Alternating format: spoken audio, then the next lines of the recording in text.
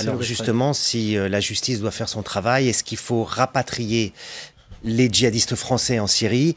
Et que faire des enfants abandonnés à leur sort à cause de la folie de leurs parents?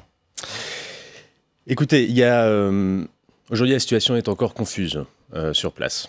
On fera ce que nous avons toujours fait et ce que le président a rappelé, c'est-à-dire de prendre les situations au cas par cas. Sur les enfants, 2 choses.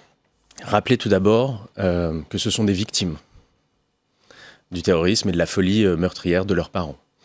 On a une appréhension assez confuse encore de la situation sur place. Il semblerait quand même qu'une grande majorité des enfants sur place soient de très jeunes enfants. Combien d'enfants? Vous avez des chiffres? On n'a pas de chiffres précis. On pense qu'une grande majorité a moins de 7 ans.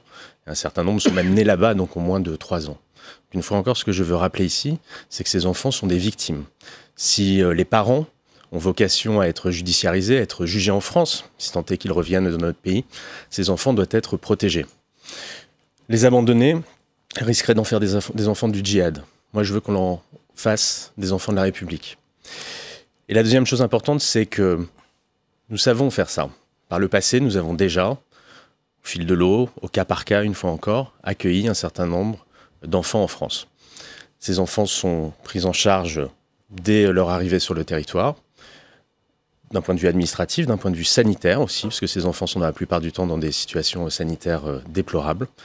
Dès avant leur arrivée sur le territoire, puis à leur arrivée sur le territoire, ils sont pris en charge par les services de l'aide sociale à l'enfance, par l'agence régionale de santé, par le préfet.